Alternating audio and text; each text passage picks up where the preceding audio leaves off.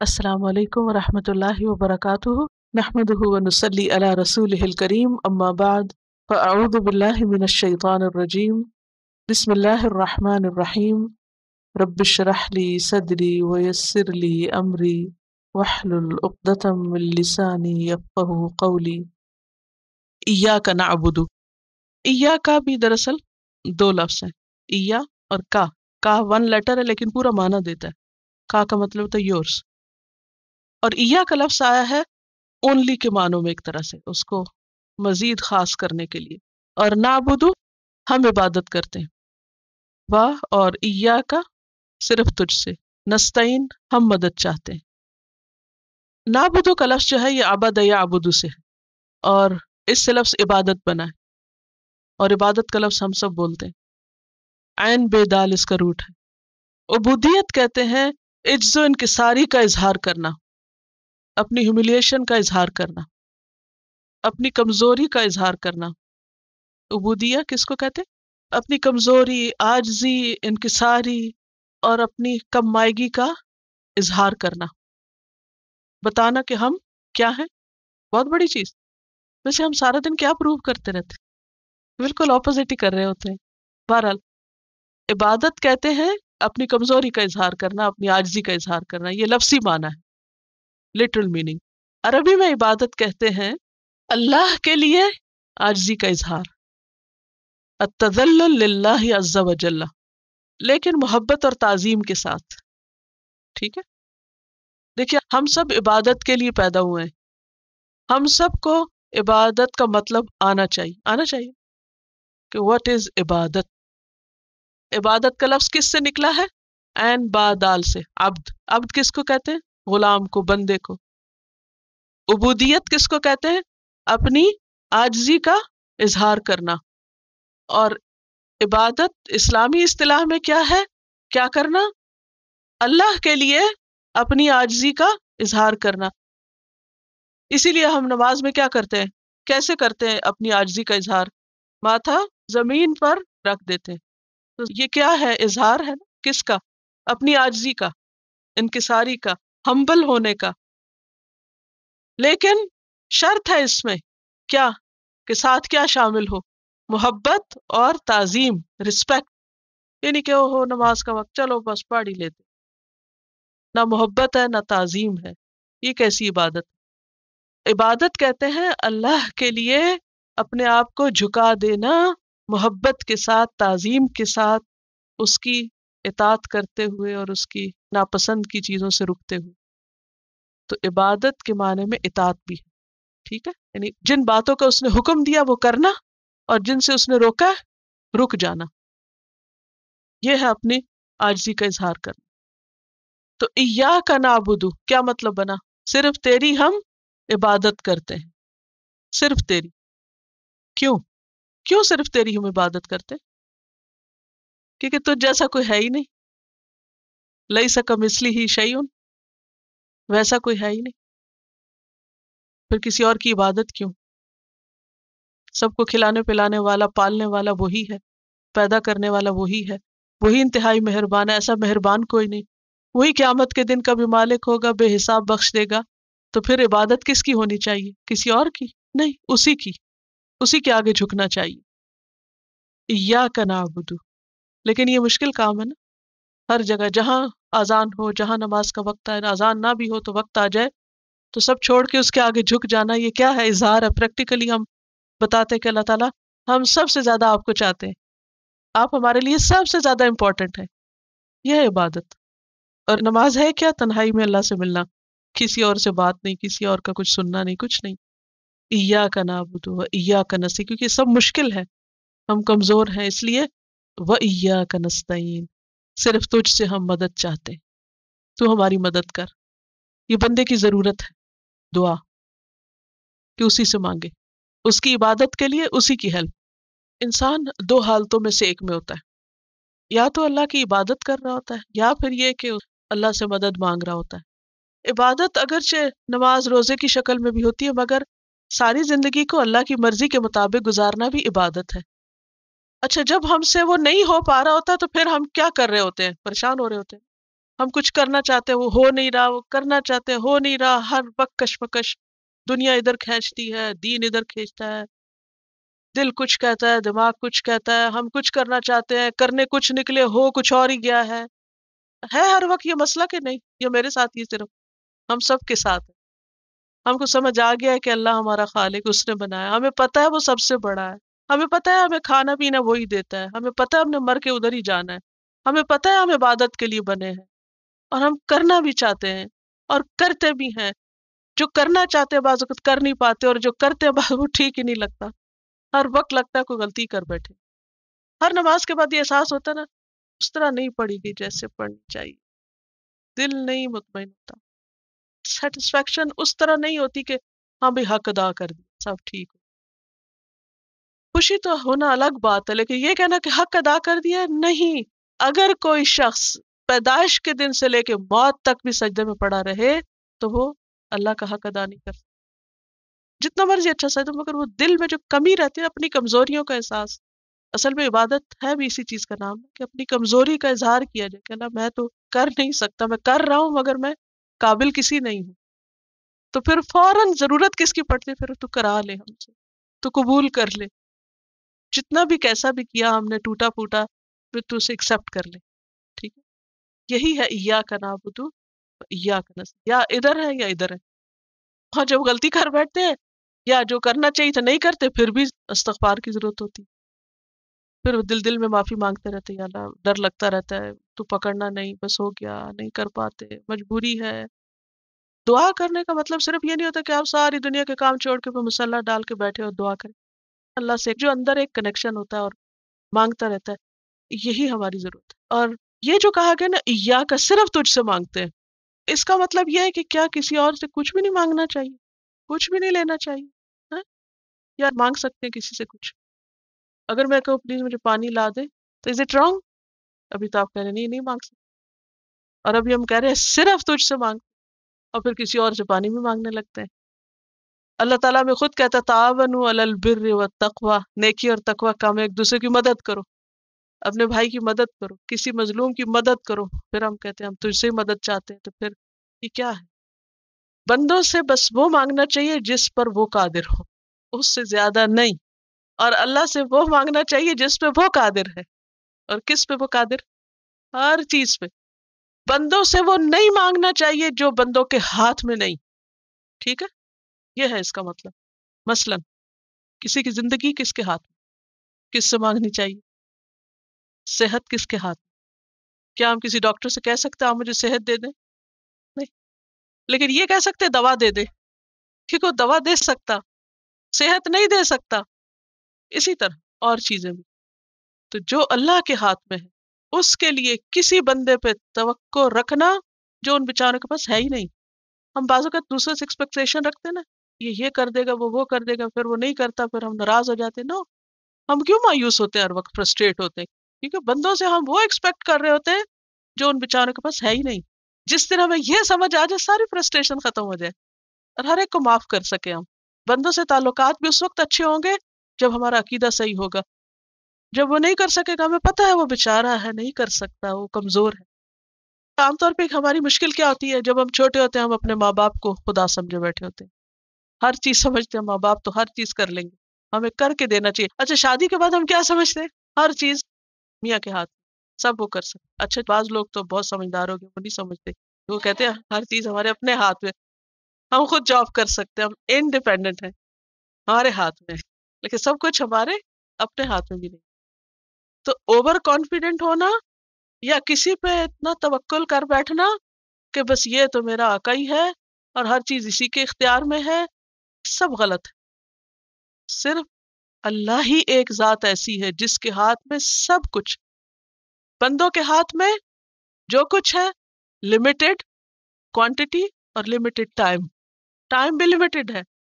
اگر کسی کے پاس قارون جیسی دولت بھی ہو، بازو کا دل ہی نہیں ہوتا، وہ دے سکتا مگر اس کے اندر اتنی بڑی کمزوری ہے بخل کی، وہ بیچارہ کھول ہی نہیں سکتا ہاتھ، وہ ڈوب مرے گا اسے لے کے، لیکن دے گا نہیں۔ اور بعض اوقات ہوتا ہی کچھ نہیں، بعض اوقات ہوتا ہے وہ دیتا ہی نہیں، بعض اوقات دے سکتا ہی نہیں، تو یہ ساری کمزوریاں ویکنیسز بندوں کے ساتھ ہے، اللہ کے ساتھ نہیں۔ اللہ کیا ہے؟ سب کچھ دے سکتا، تو ہمیں عبادت اسی کی کرنی چاہیے جو ہماری ساری ضروریات پوری کر سکتا ہے۔ اب صحابہ کرام کا طریقہ یہ تھا کہ ایون وہ چیزیں جو بندے بھی دے سکتے ہیں وہ پہلے کس سے مانگتے تھے؟ اللہ سے مانگتے تھے۔ میں جب صبح پڑھ رہی تھی اور لکھ رہی تھی اور خیالات اپنے جمع کر رہی تھی تو اچانک مجھے کوئی پریشانی یاد آئی ہوتا ہے نا، پڑھ رہے ہوتے ہیں جو بالکل تنہائی میں خاموش بیٹھ کے، تو آپ کو طرح طرح کے خیال بھی آتے ہیں۔ اچھا لکھتے لکھتے ذرا میرا ہاتھ سلو ہو گیا، تو مجھے وہ چیز بادر کر رہا ہے، میں نے کہا میں کیا لکھ رہی ہوں؟ کون قادر ہے یہ سب کرنے؟ میں کیوں نہیں مانگ لیتی؟ میں نے قلم چھوڑا اور اللہ سے مانگنا شروع کر دیا کہ اللہ تعالیٰ تو قادر ہے، تو کر سکتا ہے، تیرے ہاتھ میں ہے سب کچھ، تو کر دے۔ اور میں اتنی مطمئن ہوں کہ اس کے بعد پھر اگلا کام وہ ہر جگہ ہر وقت ہمیشہ سنتا ہے، اور وہ خود کہتا ہے وقال ربکم ادعونی استجب لکم، بندو مانگو میں دوں گا، تم مانگو۔ ہاں اس کے دینے کا انداز فرق ہے، وہ نہیں جیسے بندے اچھا پانی دو تو گلاس ہاتھ میں دے دے، ایسا نہیں دیتا، اس کا اپنا ایک انداز، ایک طریقہ ہے دینے کا۔ تو صحابہ کرام جو تھے وہ چھوٹی چھوٹی چیزیں بھی اللہ سے مانگتے تھے، کھانا پینا بھی، سواری اور ضرورت کی چیزیں۔ اور اس سب کے لیے اگر آپ اچھی اچھی دعائیں یاد کریں جو نبی صلی اللہ علیہ وسلم نے مانگی، کتنی زیادہ دعائیں ہیں۔ اچھا ایک بات یہ بھی دیکھیں، جب میں دیکھتی ہوں نبی صلی اللہ علیہ وسلم کی دعائیں تو میں ہمیشہ سوچتی ہوں کہ وہ انسانوں میں سب سے زیادہ عبادت گزار تھے، لیکن سب سے زیادہ ہمبل تھے۔ جتنا کچھ آپ نے مانگا شاید کسی اور نے نہ مانگا۔ تو اس سے کیا پتہ چلتا ہے کہ محمد صلی اللہ علیہ وسلم اللہ کے بندے اور اس کے رسول ہیں، اور انہوں نے جو کچھ مانگا وہ ہمیں بھی سکھایا، سب کتابیں موجود ہیں، اور دعا بھی عبادت ہی کی ایک قسم۔ تو خلاصہ کیا ہے کہ اللہ کی مدد کامل مدد ہے، اور بندوں کی مدد ناقص مدد ہے، لمیٹڈ ہے۔ بندوں سے وہ نہیں توقع رکھنی چاہیے جس کے وہ قابل نہیں۔ اس سے پھر انسان کو کیا ملتا ہے؟ سکون۔ بعض اوقات کسی کے ہاتھ میں چیز ہوتی ہے مگر اس کا دل ایسا نہیں ہوتا کہ وہ آپ کو دے، پھر کتنی تکلیف ہوتی ہے نا؟ ہمارے جتنے مسئلے مسائل ہیں گھروں کے، وہ کس وجہ سے؟ اکثر لوگ کیوں ڈپریشن کا شکار ہوتے ہیں؟ کیونکہ پتا ہوتا ہے یہ چیز ہے، یہ فلاں کر سکتا، پھر وہ کرتا نہیں۔ آپ بچوں پہ کیوں اتنا یل کرتی، کیوں غصہ آتا؟ جب آپ انہیں کچھ کہتے کہ یہ کرو، وہ کر سکتے ہیں لیکن نہیں کرتے، پھر کیا ہوتا ہے؟ آپ کیا ریئیکشن ہوتا ہے؟ اسی طرح ہر ایک کے ساتھ بعض اوقات آپ اپنے پیرنٹس سے، بچوں سے، شوہر سے، دوستوں سے، مختلف طرح کے لوگوں سے مختلف طرح کی ایکسپیکٹیشن رکھتے ہیں، وہ نہیں کر پاتے۔ کیوں نہیں کر پاتے؟ کیونکہ وہ کمزور ہیں، ناقص ہیں، پرفیکشن نہیں ہے ان میں۔ تو بندوں کو بندہ سمجھے، اور الہ بس ایک ہی، ایاک نعبد و ایاک نستعین۔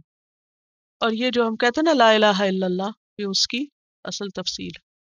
دعاؤں میں ہم بہت کچھ مانگتے ہیں، لیکن پہلی دعا ہمیں سکھائی گئی اہدنا الصراط المستقیم۔ اہدنا، اہد کا مطلب ہے دکھا، اور نا کا مطلب ہے ہم کو، اور اہد کا لفظ جو ہے یہ ہدایت سے ہے۔ ہدایت کس کو کہتے ہیں؟ گائیڈنس، یعنی گائیڈ اس۔ اور ہا دال اور یا اس کا روٹ ہے، کسی کو نرمی اور شفقت کے ساتھ راستہ دکھانا۔ تو اہدنا الصراط المستقیم، دکھا ہم کو سیدھا راستہ۔ کون دکھا سکتا ہے؟ اللہ۔ کیسے؟ کیوں؟ وہی کیوں دکھاتا ہے؟ اسی سے کیوں مانگے؟ اسی نے ہم کو بنایا ہے، وہ ہمیں سب سے زیادہ جانتا ہے، اور وہ اس دنیا کو بھی جانتا ہے۔ اس کو زیادہ پتا ہے کہ کدھر سے جانا چاہیے، کیا کرنا چاہیے۔ قرآن پاک میں آتا ہے من یہد اللہ فہو المہتدی، جس کو اللہ ہدایت دیتا ہے وہی دراصل ہدایت پانے والا ہوتا ہے۔ سورۃ الکہف آیت 17، اور سورۃ الرعد 33 میں آتا ہے وَمَن يُضْلِلِ اللَّهُ فَمَا لَهُ مِنْ هَادٍ، جس کو اللہ بھٹکا دے اس کو کوئی ہدایت نہیں دے سکتا۔ ہدایت دو طرح کی ہوتی، ایک ہوتی ہے علمی اور ایک ہوتی ہے عملی۔ ہدایت علمی کا مطلب ہوتا ہے علم کے ساتھ کسی کی رہنمائی کرنا، یعنی صرف اس کو نالج دے دینا۔ اس کو ہدایت ارشاد بھی کہتے ہیں، عربی میں دلالت بھی کہتے ہیں۔ میں بھی آپ اس کو عربی جانتا ہوں اس لیے بول دوں تو کوئی حرج نہیں۔ اور دوسری ہوتی ہے ہدایت عملی، جس کو ہدایت توفیق یا ہدایت عمل بھی کہتے ہیں۔ ٹھیک ہے نا، علم والی، جیسے ہم کہتے ہیں اللہم انی اسألک علما نافعا، تو یہ ہے ہدایت علمی۔ اس وقت جو آپ کو مل رہا ہے وہ کیا ہے؟ ہدایت علمی، آپ کو علم مل رہا ہے، اور اس سے آپ کو پتہ چل رہا ہے کہ اچھا کیا کرنا چاہیے، کیا نہیں کرنا چاہیے، ہے نا؟ یہ ہے ہدایت علمی۔ یہ بھی اللہ ہی دیتا ہے، اللہ ہی لایا آپ کو یہاں۔ نہ میرے بس میں تھا اور نہ آپ کے اپنے حصے میں. تو ہو سکتا ہے آپ نے کسی وقت بہت دعا سچے دل سے کی کہ اللہ ہم کو قرآن سمجھا دے اور اچھا علم دے دے. تو یہ اللہ ہی کی توفیق سے ہوتا ہے. اللہ راستہ دکھا دیتا ہے، چلا جاتا ہے انسان، کھل جاتی ہے کتاب، پڑھنے لگتا ہے، سمجھ آنے لگتی ہیں باتیں. دس از ون اسٹیپ. ٹھیک ہے، اسٹیپ نمبر 1 ہے. یہ کیا ہے؟ ہدایت علمی.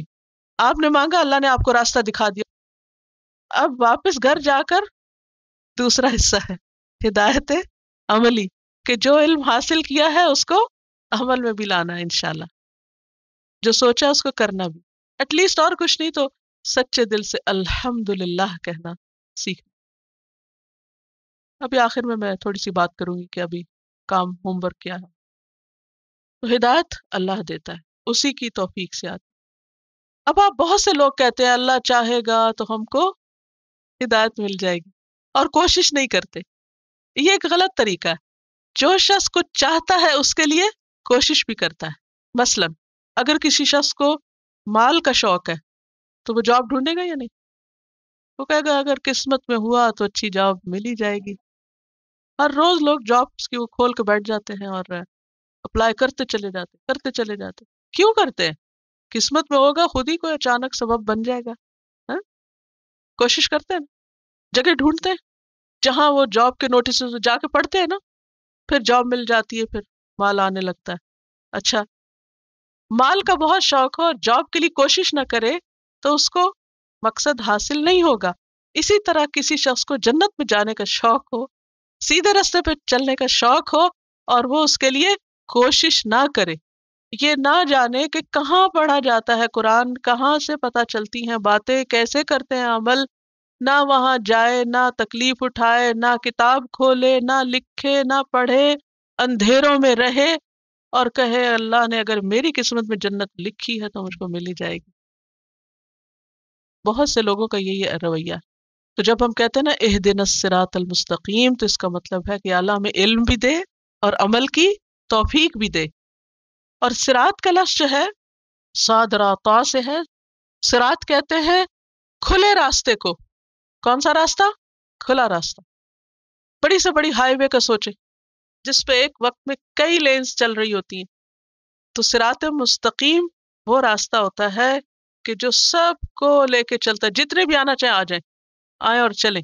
انلمیٹڈ لینز ہیں اس کی. صراط کھلا راستہ. اور یہ کون سا راستہ ہے؟ دین کا راستہ، جس میں ہر چیز کے بارے میں ہمیں بتایا گیا. اور المستقیم کا مطلب ہوتا ہے سیدھا، جس میں کوئی ٹیڑھ نہیں، کوئی اونچ نیچ نہیں، بلکہ معتدل راستہ ہے جس پہ آپ آرام سے چل سکتے ہیں. اچھا، اب آپ دیکھیے کہ یہ جو صراط مستقیم ہے، اب اس میں آپ ذرا کچھ امیجن کریں. کیا امیجنیشن میں آ رہا ہے؟ کہ ایک تو یہ کہ بہت چوڑا، بہت کھلا راستہ ہے. دوسرا یہ کہ وہ اسٹریٹ ہے، دائیں بائیں نہیں مڑتا، ان ایون نہیں، سیدھا جا رہا ہے. تو صراط مستقیم سے مراد یہاں کیا ہے؟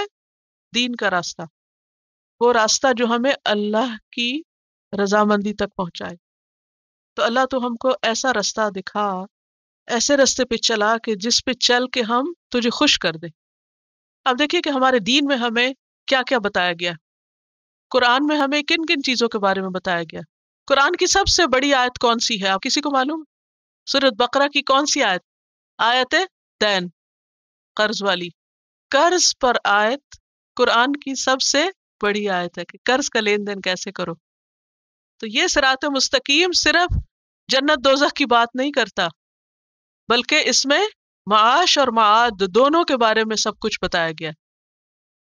معاش کیا ہوتا ہے؟ دنیا. اور معاد واپس لوٹنا، آخرت. یہ دو لفظ اگر یاد کر لیں تو لمبی باتیں چھوٹ جائیں گی ہماری. معاش، معاد. معاش دنیا کے سارے معاملے، اور معاد آخرت کے. معاش، معاد دونوں پر ڈیٹیلز ملتی ایکولی. مثلا جیسے ابھی میں نے ذکر کیا کہ قرآن مجید میں صرف ہمیں جنت دوزخ کی باتیں نہیں ملتی، بلکہ کیا ہے، قرض پر بھی ہمیں رہنمائی ملتی ہے. اور قرض پر جو آیت ہے وہ سب سے لمبی آیت ہے قرآن مجید کی. ہاں؟ ابو ذر رضی اللہ تعالیٰ عنہ کہتے ہیں ترکنا رسول اللہ صلی اللہ علیہ وسلم وما طائر يقلب جناحيه في الهواء الا وهو يذكرنا منه علما. قال فقال صلی اللہ علیہ وسلم ما بقی شیء یقرب من الجنة ویباعد من النار الا وقد بین لکم۔ حضرت ابو ذر بیان کرتے ہیں کہ رسول اللہ صلی اللہ علیہ وسلم نے ہمیں اس حال میں چھوڑا، یعنی دنیا سے جب آپ رخصت ہوئے، کہ کوئی پرندہ ایسا نہیں تھا کہ جو ہوا میں اپنے پر پھڑپھڑاتا ہو، مگر یہ کہ آپ نے ہمیں اس کے بارے میں بھی علم دیا، یعنی اس سے کوئی نہ کوئی عبرت اور نصیحت کی بات ہمیں سکھائی۔ اور وہ یہ کہتے ہیں کہ نبی صلی اللہ علیہ وسلم نے یہ بھی فرمایا کہ کوئی چیز ایسی نہیں بچی جو جنت سے قریب کرتی ہو اور دوزخ سے دور کرتی ہو، مگر یہ کہ وہ تمہارے لیے واضح نہ کر دی گئی۔ یعنی نبی صلی اللہ علیہ وسلم نے صحابہ کرام کو چھوٹی چھوٹی چیزوں سے، حتیٰ کہ پرندوں سے بھی سبق سکھایا، اور نیکی کے بہت سے کام بتائے، جنت میں لے جانے والے اور جہنم سے دور کرنے والے تمام کے تمام اشیاء صحابہ کرام کو بتا دی گئی تھی۔ کہاں ہے وہ علم؟ پرندوں کے اڑنے کا علم کہاں ہے؟ قرآن میں، سورۃ ملک میں روز آپ پڑھتے ہیں کیا؟ اولم یروا الی الطیر، پرندوں کے اڑنے کے بارے میں بھی قرآن میں ذکر ہے۔ یہ الہامی کتاب ہے اور اس میں پرندوں کے اڑنے کی باتیں بھی لکھی ہوئی، اس میں بھی نشانی، وہ بھی علم ہے، وہ بھی ایک عالم ہے، ایک جہان ہے پرندوں کا بھی، وہ رب ہے عالمین کا۔ تو صراط مستقیم کون سا راستہ ہے جس میں معاش اور معاد دونوں کے بارے میں ہمیں واضح رہنمائی ملتی، ہر چیز کے بارے میں گائیڈنس دی گئی ہے، ہمیں دنیا میں اندھیروں میں نہیں چھوڑ دیا گیا۔ یہ الگ بات ہے کہ ہم نہ پڑھیں اور اندھیروں میں رہنا پسند کریں، تو ہم کیا دعا مانگتے ہیں؟ اہدنا الصراط المستقیم، مستقیم۔ قرآن پاک میں اللہ تعالیٰ فرماتے سورۃ الانعام 153 وَأَنَّ هَذَا صِرَاطِي مُسْتَقِيمًا فَاتَّبِعُوهُ، اور یہ میرا راستہ سیدھا ہے، اس کی پیروی کرو۔ وَلَا تَتَّبِعُوا السُّبُلَ، اور بہت سے راستوں کی پیروی نہ کرو اور رستوں پہ مت چلو۔ فَتَفَرَّقَ بِكُمْ عَنْ سَبِيلِهِ، وہ تمہیں اس کے راستے سے دور لے جائیں گے، الگ کر دیں گے۔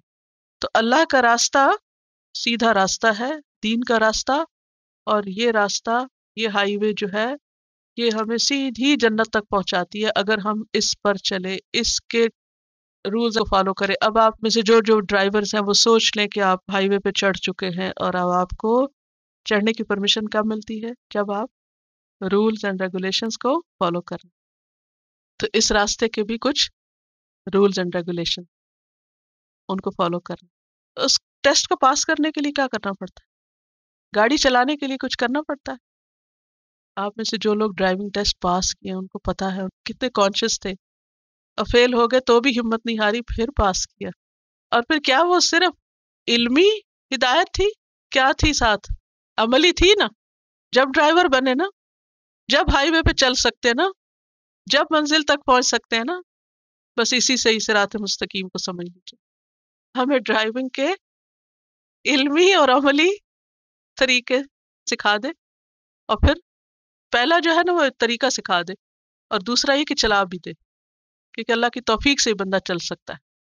اب یہ ہے کہ صراط مستقیم کیا ہے، تو مستقیم کی ڈیفینیشن ہے صراط الذین انعمت علیہم، ان لوگوں کا راستہ جن پر تو نے انعام کیا ہے۔ اگین صراطہ راستہ ہے، الذین وہ لوگ، تو ہم نے سیدھا راستہ مانگا، صراط الذین راستہ ان لوگوں کا، انعمت تو نے انعام کیا، علیہم ان پر، جن پر تو نے انعام کیا۔ نعمت کیا ہوتی ہے؟ نعمت، what is نعمت؟ بلیسنگ۔ مثلا کیا کیا چیزیں بلیسنگ ہے؟ اولاد، مال، صحت۔ لیکن اللہ سبحانہ و تعالیٰ کی ڈیفینیشن فرق ہے۔ اللہ سبحانہ و تعالیٰ بتاتے ہیں کہ انعام کن پر ہوا ہے؟ وَمَن يُطِعِ اللَّهَ وَالرَّسُولَ فَأُولَٰئِكَ مَعَ الَّذِينَ أَنْعَمَ اللَّهُ عَلَيْهِم مِّنَ النَّبِيِّينَ وَالصِّدِّيقِينَ وَالشُّهَدَاءِ وَالصَّالِحِينَ وَحَسُنَ أُولَٰئِكَ رَفِيقًا، جو اللہ اور رسول کی اطاعت کرے گا ایسے لوگ ان کے ساتھ ہوں گے جن پر اللہ نے انعام کیا ہے۔ کون ہیں وہ؟ نبی ہیں، صدیق ہیں، شہداء ہیں، صالحین ہیں، اور یہ کتنے اچھے دوست ہیں۔ ذالک الفضل من اللہ، یہ فضل ہے اللہ کی طرف سے، یہ ہے فضل اور نعمت۔ کیا ہونا؟ یا نبی ہونا، اب وہ تو ختم ہو گئی نبوت، اب تو کوئی ہو نہیں سکتا، لیکن اس کے بعد صدیق، انتہائی سچا ہونا، پھر شہداء، اور پھر صالحین۔ نیکی کی جس کو توفیق مل جائے وہ ہے دراصل انعام یافتہ شخص اللہ کی نظر میں۔ نیک لوگ، چاہے بھوکے ہی کیوں نہ ہو، چاہے ان کا کوئی گھر نہ ہو، چاہے ان کے پاس اولاد نہ بھی ہو، کوئی بات نہیں، چاہے ان کے پاس دنیا کا کوئی نیم فیم کچھ نہیں، نتھنگ، لیکن ان کے پاس کیا ہے؟ دین ہے، نیکی ہے، تقوی ہے، خیر ہے، بھلائی ہے. کیونکہ اللہ سبحانہ وتعالیٰ قرآن پاک میں دین کو نعمت کہتا ہے، الیوم اکملت لکم دینکم واتممت علیکم نعمتی. دین نعمت ہے، لیکن سب سے پہلے ہم مال اولاد کی طرف جاتے ہیں کہ ہماری کشش ان چیزوں کی طرف ہے نا. لیکن اصل نعمت کیا ہے؟ دین ہے اصل نعمت. تو ہم کیا دعا مانگتے کہ یا اللہ ہم کو وہ راستہ دکھا جس راستے پر تیرے انعام یافتہ بندے چلے. اور وہ انعام والے کون ہیں؟ خود اللہ نے قرآن میں بتا دیا، وہ انبیاء، صدیقین، شہداء اور صالحین ہیں. اب وہ کون ہیں؟ ان کے بارے میں ہم کو پڑھنا چاہیے. ایک بہت اچھی کتاب آج کل آئی ہوئی ہے یہاں، companions of the prophet. Companions of the prophet صلی اللہ علیہ وسلم وہ لوگ ہیں جن پر اللہ نے انعام کیا تھا، رضی اللہ عنہم ورضوا عنہ، اللہ ان سے راضی ہو گیا. Stamp people. انبیاء کی سٹوریز پتہ ہونی چاہیے، خود بھی پڑھیں، بچوں کو بھی بتائیں. اب ان میں سے کتنے انبیاء ہیں جن کے پاس بہت مال تھا؟ کتنے انبیاء ہیں جن کے پاس بہت اولاد تھی؟ کتنے انبیاء ہیں جن کے پاس بہت خزانے تھے؟ چند ایک. میجورٹی کے پاس دنیا نہیں تھی، لیکن اس کے باوجود اللہ نے نمبر 1 ان کا نام لیا کہ وہ انعام یافتہ لوگ ہیں، انعمت علیہم لوگ ہیں. تو اللہ ہم کو ان کے رستے پہ چلا. غیر المغضوب، ان پہ نہیں جن پہ تیرا غضب ہوا. یہ دوسری کیٹیگری ہے لوگوں کی، دوسری کیٹیگری جو دنیا میں جی رہے ہیں اور چل رہے ہیں. مغضوب کا لفظ ہے نا، یہ غضب یغضب سے ہے. غضب کہتے ہیں غصے کو، جن پہ اللہ کا غصہ ہوا. یہ کون ہے؟ تو غصہ کس پر ہوا؟ جن کو اللہ نے علم دیا لیکن انہوں نے عمل نہیں کیا، تکبر کیا. ایسے لوگوں پر اللہ کا غضب بھڑکا. وہ قومیں جن کے واقعات قرآن پاک میں موجود ہیں، مثلا قوم نوح ہے. کیا ان کو ان کے پیغمبر نے علم دیا تھا یا نہیں دیا تھا؟ سورۃ نوح پڑھ کے دیکھے. وہ کہتے ہیں انی دعوت قومی لیلا و نہارا، یا اللہ میں نے اپنی قوم کو رات اور دن کو پکارا ہے. کہتے ہیں ثم انی اعلنت لهم واسررت لهم اسرارا، ان کو میں نے کھلے کھلے بھی بتایا اور چپ کے بھی بتایا. ان کو علم دیا کہ لیکن انہوں نے ہٹ درمی سے کام لیا. کیا ہوا؟ اللہ کا غضب آیا. کس شکل میں؟ اللہ کا غضب کیسے آیا تھا ان پر؟ ڈبو دیے گئے تھے. قوم عاد، سمود، جن کو اللہ نے نبی ان کے بیچ میں بھیجے، ان کو علم دیا لیکن انہوں نے عمل نہیں کیا، بات نہیں مانی، تو ان پہ اللہ کا غضب ہوا. ان کے واقعات میں بھی عبرت ہے. قرآن پاک میں اللہ سبحانہ وتعالیٰ فرماتے ہیں، سورۃ یوسف آیت 111، لقد کان فی قصصہم عبرۃ، ان کے قصوں میں بہت عبرت ہے. تو اللہ ہم کو ایسے لوگوں سے بچانا کہ جن کے پاس بہت نالج ہو مگر وہ عمل نہ کرتے ہوں. کیونکہ جب بھی انسان کو کوئی بات پتہ ہوتی ہے اور جان بوجھ کے وہ انکار کرتا ہے اور پھر ہٹ دھرمی سے کام لیتا ہے اور نہیں مانتا، تو اللہ کا غضب بھڑکتا ہے اس پر. اور تیسری کیٹیگری ہے ولضالین، بھٹکنے والے. دالین کا لفظ جو ہے یہ دال سے ہے، ضاد لام لام. دلل کہتے ہیں گمراہ ہونے کو، راستے سے ہٹ جانے کو. اب وہ نا ہائی وے پہ جا رہے ہیں تو آپ ایگزٹ لے لیں تو کیا ہوگا؟ گئے. ایگزٹ کیوں لیتا ہے انسان؟ لا علمی میں، بھول چوک کر. ایسا ہی ہوتا نا، ہمیں پتہ نہیں ہوتا کہ ادھر سے مڑنا تھا کہ آگے، تم کہتے چلو پہلے ہی لے لو. گئے بھٹکے کہاں تک؟ میلوں تک. تو دالین وہ لوگ ہیں جن کو نہ حق پتہ تھا نہ انہوں نے عمل کیا. تو دنیا میں لوگوں کی 3 کیٹیگریز ہیں. نمبر 1 جن کے پاس علم بھی ہے اور عمل بھی، وہ کون ہے؟ انعمت علیہم. نمبر 2 جن کے پاس علم ہے اور عمل نہیں، وہ کون ہے؟ مغضوب علیہم. نمبر 3 جن کے پاس نہ علم ہے نہ عمل ہے، اور وہ کون ہے؟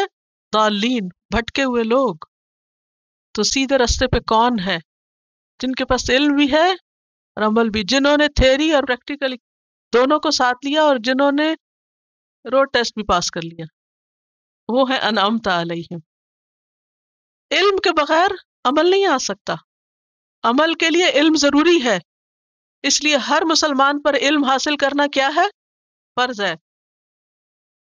سورۃ الفاتحہ کی تفسیر پر مبنی ایک کیسٹ ہے اللہ تیرا شکر. تو عبادت جو ہے وہ دراصل کیا ہے؟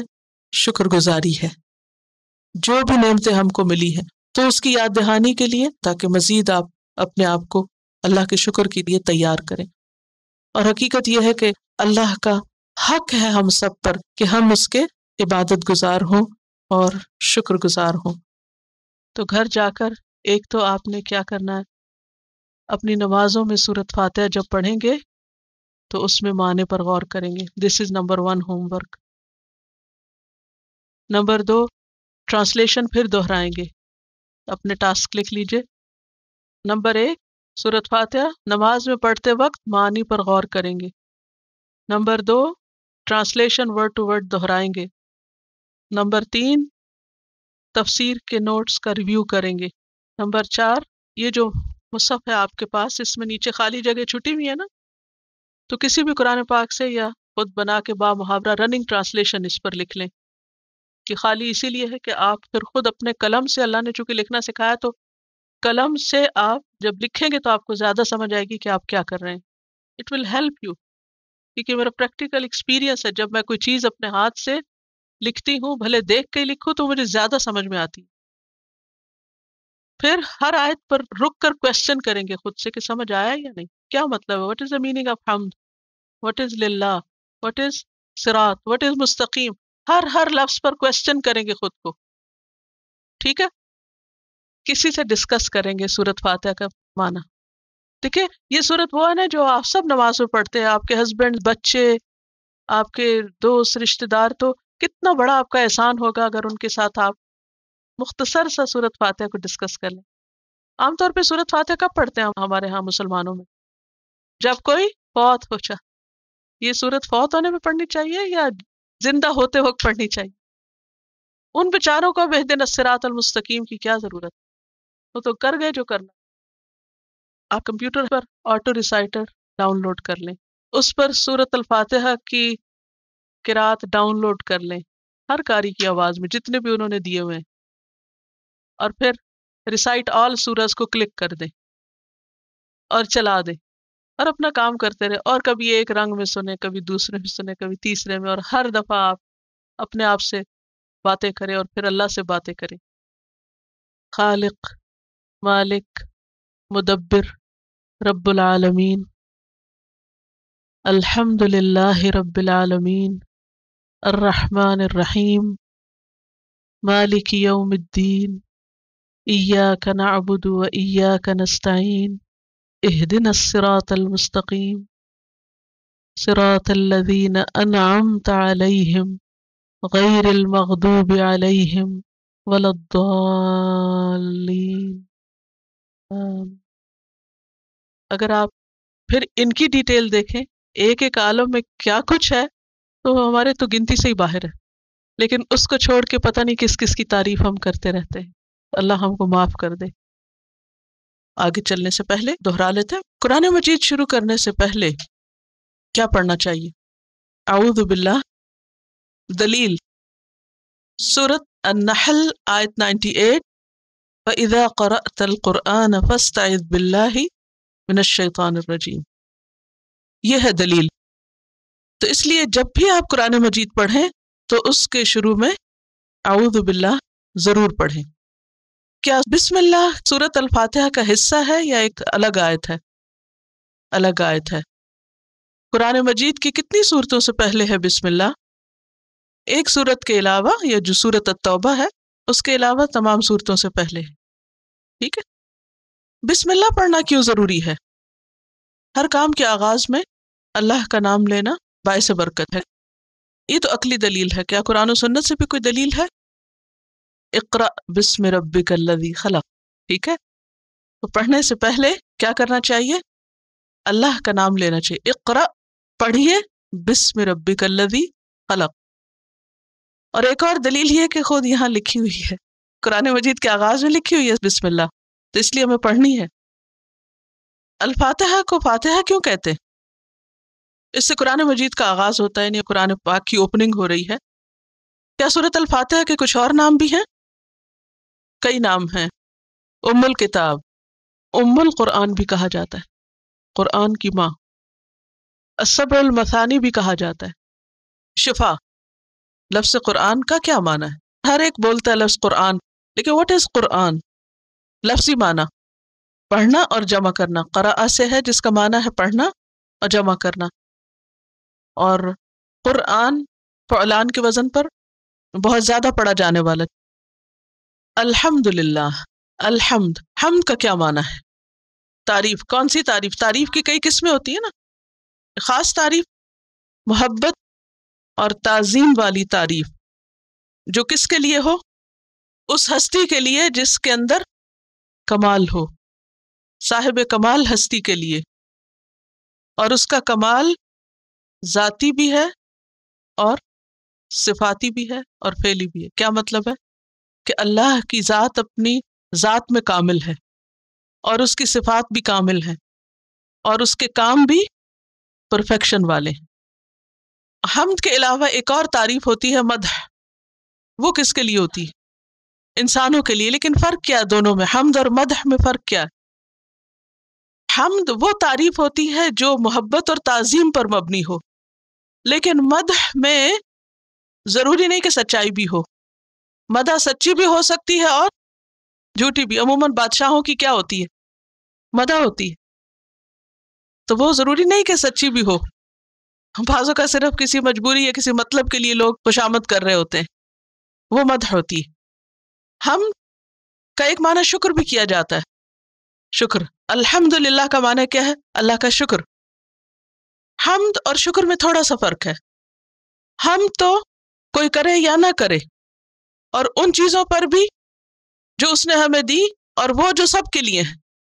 یعنی آپ اللہ کی تعریف کرتے ہیں ان سب نعمتوں پر جو اس نے آپ کو دی ہیں، اور ان پر بھی جو صرف آپ کو نہیں دی، سب کو دی ہیں. مثلاً آسمان بنائے، صرف میرے لیے تھوڑی بنائے، ہم سب کے لیے ہے. لیکن آسمان کو دیکھ کر ہم کیا کرتے ہیں؟ اللہ کی تعریف بیان کرتے ہیں. شکر اس وقت ہوتا ہے جب کوئی چیز خاص ہمیں ملتی. مثلاً آپ شکر کس وقت کرتے ہیں؟ جب پانی پیتے ہیں. ویسے تو اللہ نے پانی بنایا، پانی بنانے پہ اللہ کی کیا ہے؟ حمد و ثنا. لیکن شکر کب ہوگا؟ جب وہ پانی آپ پیئیں گے اور آپ اس سے ذاتی طور پہ فائدہ اٹھائیں گے. تو یہ فرق ہوتا ہے. حمد کا معنی شکر بھی کیا جاتا ہے، لیکن شکر اس وقت ہوتا ہے جب اس چیز سے براہ راست ہم فائدہ اٹھا رہے ہوتے ہیں، اور جب اس فائدے کے بعد ہم اللہ کی تعریف کرتے تو وہ اندر سے نکلی ہوئی ہوتی ہے، ڈوبی ہوئی ہوتی ہے وہ تعریف پوری محبت اور ایک احترام اور تعظیم کے ساتھ. نبی صلی اللہ علیہ وسلم جب کوئی نعمت پاتے، اچھے حالات ہوتے، تو یوں تعریف کیا کرتے تھے اللہ سبحانہ وتعالیٰ کی، الحمدللہ بنعمتہ تتم الصالحات. یعنی نبی صلی اللہ علیہ وسلم کو جب خوشی ملتی، کوئی کام مکمل ہوتا، تو آپ کیا فرماتے؟ الحمدللہ بنعمتہ تتم الصالحات. اچھا ہوتا یہ نا کہ جب ہم کچھ اچیو کرتے ہیں یا ہمیں کوئی نعمت ملتی ہے، لوگ ہمیں مبارکباد دیتے ہیں، لوگ تعریف کرتے ہیں، پھر اس وقت ہم کیا محسوس کرتے ہیں؟ عموماً لوگ کس مشکل میں گرفتار ہوتے ہیں جب ان کی کوئی تعریف کرتا ہے؟ تکبر. جیسچر کیا ہوتا ہے عام طور پر لوگوں کا؟ فزیکل جیسچر کیا ہوتا ہے؟ کندھے اچکاتے ہیں، سر اٹھاتے ہیں، ہاتھ اٹھاتے ہیں. یہ سب کیا ہے؟ Self projection. تو بندہ مومن کیا کرتا ہے جب اسے کوئی خوشی ملتی ہے، جب اس سے کوئی اچھا کام ہوتا ہے، لوگ اس کی تعریف کرتے ہیں، مبارکباد دیتے ہیں، تو وہ کیا کہتا ہے؟ الحمدللہ بنعمتہ تتم الصالحات. اللہ کی تعریف. میری کیا تعریف ہے؟ اللہ کی تعریف، اللہ کی حمد کہ اس کے نعمت اور اس کے فضل سے سارے اچھے کام انجام پاتے ہیں. یہ معنی ہے اس کا. الحمدللہ بنعمتہ تتم الصالحات. یعنی اگر مجھے کچھ کرنے کا موقع مل گیا، توفیق ہو گئی، تو یہ دراصل کس وجہ سے ہے؟ اللہ کے فضل سے. بنعمتہ کا مطلب ہے اس کی بلیسنگ ہے، اس کا فضل ہے، اس کا انعام ہے، اس کی رحمت ہے، اس کا کرم ہے. تو مومن اپنے کاموں کا کریڈٹ خود نہیں لیتا، بلکہ فوراً اس ہستی کو دیتا ہے جس کی توفیق سے یہ کام پورا ہوتا ہے. سب تعریف اللہ کے لیے ہے جس کے فضل سے اچھے کام انجام پاتے. اور اگر اس کے برعکس معاملہ ہوتا، کوئی نقصان ہو جاتا، کوئی تکلیف ہوتی، کیونکہ دونوں ہی حالتیں ہوتی ہیں نا. کبھی انسان کو خوشخبری ملتی ہے اور کبھی کوئی زندگی میں ایسی چیزیں بھی ہونے لگتی ہیں جو مرضی کے خلاف ہیں. اس وقت بھی الحمدللہ علی کل حال، اس وقت بھی بندہ اپنے رب سے ناراض نہیں ہوتا. وہ کیا کہتا ہے؟ الحمدللہ، میں اب بھی اللہ کی تعریف کرتا ہوں.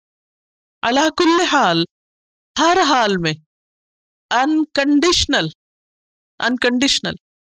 بھلے مجھ کو کچھ ملے یا نہ ملے، کوئی کام میری مرضی کے مطابق ہو یا نہ ہو، میں اپنے رب سے ناراض نہیں ہوں، میں پھر بھی اس کی تعریف کرتا ہوں. الحمدللہ علی کل حال. جب ایسی حالت میں انسان اللہ کی تعریف کے قابل ہوتا ہے تو پھر اس کا رب اس سے کتنا راضی ہو سکتا ہے؟ بہت راضی. صحابہ کرام کا یہی طریقہ تھا. نبی صلی اللہ علیہ وسلم کو ایسا ہی کرتے انہوں نے دیکھا. کیوں؟ تکلیف میں کیوں اللہ کی تعریف اور کیوں اللہ کا شکر، اور نقصان پر کیوں شکر؟ بعض اوقات ایک چیز ہم ناپسند کرتے ہیں اور وہی ہمارے حق میں بہتر ہوتی ہے. عسیٰ ان تکرہوا شیئا ویجعل اللہ فیہ خیرا کثیرا. ہو سکتا ہے کہ ایک چیز تمہیں سخت ناپسند ہو اور اللہ اسی میں بہت بڑی خیر تمہارے لیے رکھے. وہ ایک محاورہ نا انگریزی کہتے ہیں کہ بلیسنگ ان ڈسگائز، یعنی یہ بھی ایک بلیسنگ ہے لیکن طریقہ اور ہے. تو اللہ تعالیٰ اپنے بندے پر کبھی بھی ظلم نہیں کرتا. تو الحمدللہ ہر حال میں. کس کی حمد؟ کون ہے وہ؟ رب العالمین. رب کون ہوتا ہے؟ مالک، خالق، مدبر. یاد رہے گا نا؟ خالق، مالک، مدبر. کس کا؟ میرا اور آپ کا یا کسی اور چیز کا؟ العالمین، تمام جہانوں کا، ساری کائنات کا. عالمین کس کی جمع ہے؟ عالم کی. عالمین عالم کی جمع ہے. اور عالم کس سے ہے؟ علم سے. اور علم کس کو کہتے ہیں؟ نشانی کو. تو کیا کچھ نشانی ہے؟ اللہ کے سوا ہر چیز کیا ہے؟ عالم ہے، علم ہے. ٹھیک ہے؟ یعنی اللہ خالق ہے، رب ہے، اور باقی کیا ہے؟ عالمین ہے. تو الحمدللہ تعریف کس کے لیے ہونی چاہیے؟ رب کے لیے یا عالمین کے لیے؟ رب العالمین کے لیے. اچھا ہم کیا کرتے ہیں؟ الٹ. ایسے ہی ہوتا نا، ہر چیز کی تعریف کرتے رہتے ہیں اور جس نے سب کچھ دیا اس کو بھول جاتے ہیں. کیا یہی شکر ہے؟ یہی حمد ہے؟ نہیں، یہ نہیں. اس کا یہ مطلب نہیں کہ ہمیں کسی اچھی چیز کو اپریشیٹ نہیں کرنا. تعریف کر سکتے ہیں، وہ اللہ کی مختلف نشانیوں کو دیکھ کر اپریشیٹ کر سکتے ہیں، ان کو دیکھ سکتے ہیں، ان میں غور و فکر کر سکتے ہیں نا. سب کچھ ٹھیک ہے، لیکن ان سب چیزوں کو دیکھ کر کس کی یاد آنی چاہیے؟ رب کی یاد آنی چاہیے. حضرت سلیمان علیہ السلام جو تھے ان کو اللہ نے بہت بڑی حکومت دی تھی. اتنی بڑی سلطنت تھی اور اتنا کچھ تھا ان کے پاس اور اتنی چیزوں کا اختیار تھا ان کے پاس کہ اس کے بعد ایسی حکومت کسی اور کو نہیں ملی. وَهَبْ لِي مُلْكًا لَا يَنبَغِي لِأَحَدٍ مِّن بَعْدِي. انہوں نے کہا تھا اللہ ایسی حکومت دے کہ میرے بعد کسی کے پاس نہ ہو. اور باقی ان کی دعا قبول ہو گئی. اس کی تفصیل آگے قرآن مجید میں آئے گی. تو ایک موقع پر جنگی گھوڑے ان کے سامنے لائے گئے تو ان کو دیکھ کر ان کا دل خوش ہو گیا. ویسے بھی گھوڑا ایسی چیز ہے، ایک ایسی اللہ کی مخلوق ہے جسے دیکھ کے آپ کے اندر ایک خاص قسم کا ولولہ اٹھتا ہے. گائے کو دیکھ کر فیلنگ اور ہوتی، بھینس کو کچھ اور، بکری کو دیکھ کے کچھ اور، بلی کو کچھ اور، چوہے کو کچھ اور، کاکروچ کو کچھ اور. تو گھوڑے کو دیکھ کر کچھ اور طرح کی فیلنگ ہوتی. اتنے زبردست گھوڑے تھے اور ایک نہیں قطار، بہت زیادہ زبردست قسم کے اعلیٰ ترین گھوڑے. تو ان کو دیکھ کے دل میں ایک خوشی سمائی، محبت ہوئی. تو کیا کہنے لگے؟ انی احببت حب الخیر عن ذکر ربی. میں نے مال کی محبت اپنے رب کی یاد کی وجہ سے اختیار کی. تو بندہ مومن کو دنیا کی کسی بھی چیز سے جو محبت ہوتی ہے اس کی بھی بنیاد کیا ہوتی ہے؟ اللہ کی محبت. ایک تو قرآن مجید میں بندہ مومن کی شان یہ بتائی گئی ہے کہ والذین آمنوا اشد حبا للہ، ایمان والوں کے اندر اللہ کی محبت ہر چیز سے بڑھ کے ہوتی، ہر چیز سے زیادہ وہ محبوب ہوتا ہے. لیکن اس کے بعد کسی بھی چیز سے جو محبت ہوتی، خواہ وہ مال سے ہے، خواہ وہ اولاد سے ہے، خواہ وہ دوستوں سے ہے، خواہ کسی انسان سے، کچھ بھی ہے، اس کی بھی بنیاد کیا ہوتی ہے؟ چاہے ایک پھول کو دیکھ کر آپ کہتے ہیں مجھے پھول بہت پسند ہے، مجھے گرینری بہت پسند ہے، مجھے پہاڑوں پہ جانا بہت پسند ہے، اس سے کوئی فرق نہیں پڑتا، یہ کوئی بری بات نہیں ہے. آپ دن میں پتہ نہیں کتنی دفعہ کہتے ہیں آئی لو دس، آئی لو دیٹ، یہ کوئی برا نہیں ہے. لیکن بندہ مومن کی محبت اور نفرت اور ہر چیز کیا ہوتی ہے؟ کس کے لیے ہوتی ہے؟ اپنے رب کے لیے ہوتی ہے.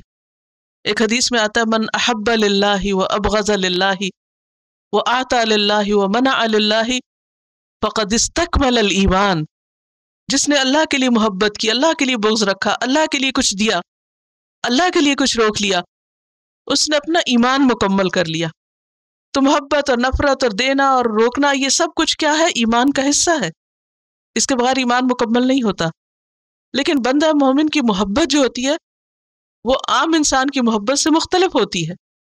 اس کی محبت ہر اس چیز سے ہوتی ہے جو اس کو رب کے قریب لے جانے کا ذریعہ بنتی ہے، خواہ وہ کوئی بھی چیز ہو. تو یہاں پر ہم کسی بھی چیز کو جب دیکھ کر اپریشیٹ کریں، تعریف کریں، اس سے محبت کریں، تو فوراً کس کو یاد کریں؟ رب العالمین. کچھ چیزیں ایسی ہوتی ہیں نا جن کو دیکھ ہم حیران ہو جاتے ہیں. اور اب تو ٹیکنالوجی کا دور ہے، طرح طرح کی خوبصورت چیزیں، اور وہ جو آپ کی آنکھیں کبھی نہیں دیکھتی تھیں اب وہ اس سے بیونڈ سب کچھ ایکسپوز ہوتا جا رہا ہے. وہ حیران کن چیزیں روز بروز آپ دیکھتے ہیں. تو ان سب کو دیکھ کر ایک ایمان والے میں اور ایک ایمان کے بغیر والے میں فرق کیا ہوتا ہے؟ ایمان والا جو ہے ان سب چیزوں کو دیکھ کر اپنے رب کو یاد کرتا ہے، ہر چیز اسے رب کی یاد دلاتی. تو یہ ہے الحمدللہ رب العالمین، کہ میں عالمین میں نہیں اٹکا، میں عالمین کے ذریعے کس تک جانا چاہتا ہوں؟ رب تک جانا چاہتا ہوں. الرحمن الرحیم. رحمت کیا ہوتی؟ رحمت کا لفظی معنی کیا ہے؟ دل کی نرمی. مرسی کیا ہے؟ دل کی نرمی. اور الرحمن کون ہے؟ جو سب سے زیادہ مہربان ہے. جس شخص کا دل نرم ہوتا ہے نا وہ ہر ایک کے لیے مہربان ہوتا ہے، ہر ایک کے لیے شفیق ہوتا ہے، ہر ایک کے لیے اس کے دل میں خیر ہوتی ہے. اور جو سنگ دل لوگ ہوتے ہیں، ہارڈ ہارٹڈ ہوتے ہیں، ان کو اپنے سوا کسی سے پیار نہیں ہوتا. وہ صرف سیلف سینٹرڈ ہوتے ہیں. بس ان کو یہ پتا کہ ہم ہیں، انہیں یہ نہیں پتا کوئی اور بھی ہے، دوسرے بھی ہیں. ایسا شخص کسی کے کچھ کام آنے والا نہیں ہوتا. تو الحمدللہ رب العالمین الرحمن الرحیم. اور الرحمن میں کیا ہے؟ وسعت. رحمان کا لفظ آتے ہی کیا سوچنا چاہیے؟ وسعت، کثرت، بہت زیادہ مہربان، بھر جانے کا تصور. اور الرحیم بار بار اور تسلسل، مسلسل، ہمیشہ. پہلی طرح کی رحمت کس کے لیے؟ سب کے لیے. اور الرحیم مومنوں کے لیے. یہاں بھی ہے اور وہاں بھی ہوگی، تسلسل، کنٹینیوٹی ہے اس میں. مالک اور ملک میں کیا فرق؟ مالک کا کیا معنی؟ اونرشپ، اتھارٹی ہو بھی سکتی ہے اور نہیں بھی ہو سکتی. مالک جس کے پاس اونرشپ بھی ہو اور اتھارٹی بھی ہو. اور ملک جس کے پاس اونرشپ تو ہو لیکن ضروری نہیں کہ اتھارٹی بھی ہو. یوم الدین سے مراد کون سا دن ہے؟ آخرت کا دن ہے. دین کا لفظی معنی کیا ہے؟ What's the literal meaning of دین؟ جزا اور عمل دونوں کے لیے، بدلہ اور عمل دونوں کے لیے آتا ہے دین. ٹھیک ہے. تو قیامت کا دن یوم الدین کیوں کہا گیا کہ اس دن کیا ہوگی؟ وہ بدلے کا دن ہے، جزا ملنے کا دن ہے. جو کچھ ہم دنیا میں عمل کرتے ہیں وہاں اس کا بدلہ پائیں گے، نتیجے کا دن ہے. جیسے آپ سب اسکول میں گئے ہوں گے بچپن میں، تو جب ہم چھوٹے تھے اس اسکولوں میں 31 مارچ کو رزلٹ آتا تھا. وہ دن سب کے لیے خوفناک دن ہوتا تھا، یوم الدین ہوتا تھا۔ اس دن انعام، جزا یا سزا جو بھی ہو کسی کا نتیجہ نکلتا تھا، اور یہ دن جو نتیجے کا دن ہے یہ آخرت کا دن ہے۔ جب تعریف اس کے لیے ہے، رب العالمین وہ ہے، رحمان الرحیم وہ ہے، ہمارا انجام بھی اسی کے ہاتھ میں، یعنی اس نے پیدا بھی ہم کو کیا ہے اور مالک یوم الدین واپسی بھی اسی کی طرف ہے، تو پھر ہمیں یہاں کیا کرنا چاہیے، دنیا میں کیا کرنا چاہیے؟ اسی کی عبادت کرنی چاہیے، اسی کا بن کے رہنا چاہیے۔ ایاک نعبد، عبادت کا کیا معنی ہے؟ بندگی۔ کون سی بندگی؟ اطاعت اور محبت اور تعظیم اور اللہ کے لیے عاجزی کرنا، انتہا درجے کی کامل عاجزی اور خضوع۔ الخضوع والتذلل عربی میں دو لفظ استعمال ہوتے ہیں، لیکن اردو میں کیا؟ انتہا درجے کی عاجزی کا اظہار، اپنے آپ کو اللہ کے سامنے کیا ثابت کرنا، کیا ظاہر کرنا کہ ہم کمزور ہیں، عاجز ہیں۔ اور اس کی بہترین شکل کیا ہے؟ سجدے کی حالت۔ اسی لیے عبادات میں پہلی عبادت کون سی؟ نماز۔ اور عبادت مشکل کام ہے، ہر موقع پر اسی کی بات ماننا، اپنی مرضی، اپنی خواہش کو پیچھے کر کے اللہ کی مرضی ماننا، یہ عبادت ہوتی ہے نا، تو یہ مشکل کام ہے، آسان نہیں ہے۔ تو اس کے لیے پھر ہمیں کیا کرنا چاہیے؟ چھوڑ دینا چاہیے۔ بہت سے لوگ تو کہتے ہیں یہ مشکل ہو ہی نہیں سکتا، تو ہمیں کیا سکھایا گیا کہ کیا کرنا چاہیے؟ اللہ سے مدد مانگنی چاہیے۔ اس لیے دونوں چیزیں ساتھ ساتھ آئی ہیں، ایاک نعبد و ایاک نستعین، یعنی عبادت بھی تیری کرتے ہیں اور دعا بھی تجھی سے مانگتے ہیں۔ بہترین دعا کیا ہے؟ دعاؤں میں بہت کچھ مانگتے ہیں ہم، لیکن سب سے پہلے کیا مانگنا سکھایا گیا؟ صراط مستقیم، اہدنا الصراط المستقیم، اہدنا، ہدایت۔ ہدایت ہوتی کیا؟ ہدایت کا کیا معنی ہوتا ہے؟ راستہ دکھانا، نرمی اور محبت کے ساتھ کسی کو گائیڈ کرنا، راہ دکھانا۔ اہدنا، ہدایت دو طرح کی ہوتی ہے، کون کون سی؟ علمی اور عملی، تو ہمیں علم بھی دے اور عمل بھی دے، علما نافعا و عملا صالحا۔ یہ دو لفظ لکھ لیجیے، ہدایت ایکول ٹو علما نافعا و عملا صالحا۔ پہلے میں سوچ رہی تھی کہ میں ریویژن نہ کروں آپ کے ساتھ، اب مجھے لگا ہے کہ نہیں، ضروری ہے، کیونکہ پہلی دفعہ جب انسان سنتا ہے تو وہ اتنا اوور ویلمڈ ہوتا ہے بعض اوقات کہ وہ اندر بھی مشکل جاتا ہے۔ صراط کس کو کہتے ہیں؟ کھلا راستہ، اور مستقیم سیدھا، نہ اوپر نہ نیچے، نہ دائیں نہ بائیں، بالکل اسٹریٹ۔ اور مراد اس سے کیا ہے؟ صراط مستقیم سے دین، اہدنا الصراط المستقیم، ہمیں سیدھا راستہ دکھا۔ صراط الذین انعمت علیہم، ان لوگوں کا راستہ جن پر تو نے انعام کیا۔ وہ کون ہیں جن پر اللہ نے انعام کیا؟ من النبیین والصدیقین والشہداء والصالحین، انبیاء، صدیقین، شہداء، صالحین۔ اس کی کیا دلیل ہے کہ یہی لوگ ہیں جن پہ اللہ نے انعام کیا؟ دلیل ہے سورۃ النساء آیت 69۔ ہمارے خیال میں انعام یافتہ لوگ کون ہوتے ہیں؟ بلیسڈ اور خوش قسمت کا معیار کیا ہے؟ ہو از خوش قسمت؟ جس کے پاس مال اور اولاد زیادہ ہو، جس کے پاس دنیا کی ساری نعمتیں ہوں، اتھارٹی ہو، قوت ہو، صحت ہو، تو جو ہی ہمارے ذہن میں انعام یا بلیسنگز کی بات آتی ہے تو سب سے پہلے ہمیں دنیا کی نعمتیں یاد آتی ہیں۔ لیکن اللہ سبحانہ وتعالیٰ کے نزدیک انعام یافتہ کون ہے؟ وہ جن کے پاس آخرت کی کامیابی کے لیے اللہ کی رضا ہے۔ دنیا کی چیزیں سب کے پاس ہے، صراط الذین انعمت علیہم، ہمیں بھی ان لوگوں کے رستے پہ چلا۔ واقعی ہم اپنی دعا میں سچے ہوتے ہیں جب ہم یہ مانگ رہے ہوتے ہیں؟ یعنی سوچئے نا ذرا، ہم روز کہتے ہیں اللہ ہم کو سیدھا راستہ دکھا، ان لوگوں کا راستہ جن پر تو راضی ہو گیا، جن پر تیرا فضل ہے، اور سلام پھیرنے کے بعد کیا کہتے ہیں؟ یا اللہ دولت دے دے اور اولاد دے دے اور فلاں دے دے اور فلاں۔ What's this? اس کا یہ مطلب نہیں دنیا کی خیر نہیں مانگے، لیکن جو ہم مانگتے ہیں اصل انعام وہ تو ہم جلدی سے پڑھ کے چلے جاتے ہیں بغیر سوچے سمجھے، اور اس کے بعد جو وقتی اور ٹیمپریری مسئلے مسائل ہوتے ہیں جن میں ہم الجھے ہوئے ہوتے ہیں اور جن کو اصل مصیبت ہم سمجھے ہوئے، تو پھر سارا فوکس ہمارا صرف دنیا پہ ہو جاتا ہے۔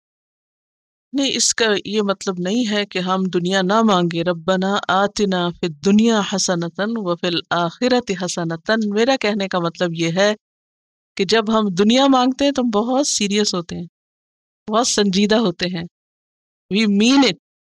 لیکن جب ہم آخرت مانگتے ہیں یا انعام یافتہ لوگوں کا راستہ مانگتے ہیں تو اس وقت ہم ڈرتے بھی ہیں تھوڑے سے، ہے پتہ نہیں پھر کیا ہو جائے گا۔ تو ہمیں اپنی دعاؤں میں بھی سچا ہونا چاہیے۔ اہدنا الصراط المستقیم صراط الذین انعمت علیہم غیر المغضوب علیہم، جن پر اللہ کا غضب ہوا ان کا راستہ نہیں چاہیے۔ وہ کون ہے جن پر اللہ کا غضب ہوا؟ میں نے لفظی معنی کیا بتایا تھا مغضوب کا؟ جن پہ غضب ہوا، ٹھیک ہے؟ اللہ کا غضب کب ہوتا ہے کسی پہ؟ جب انسان عمل نہیں کرتا تو اللہ ناراض ہوتا ہے، اور اس میں وہ ساری قومیں شامل ہیں کہ جن کو اللہ نے راستہ دکھایا تھا اور انہوں نے اس کو چھوڑ کر اپنی منمانی کی۔ شیطان بھی، اس پر بھی اللہ کا غضب ہوا نا، کتنا عبادت گزار تھا، نافرمانی کی، اپنے علم پہ عمل نہیں کیا۔ غیر المغضوب علیہم ولا الضالین، تو تین کیٹیگریز تھی۔ ایک وہ جن کے پاس علم اور عمل دونوں ہیں، یہ ہیں انعام والے لوگ۔ دوسرا کیٹیگری وہ جن پر علم ہے لیکن عمل نہیں۔ تیسرے وہ نہ علم ہے نہ عمل ہے، تو ایسے لوگوں کا راستہ ہم کو نہیں چاہیے۔ سبحانک اللہم و بحمدک نشہد ان لا الہ الا انت نستغفرک و نتوب الیک۔ السلام علیکم ورحمۃ اللہ وبرکاتہ۔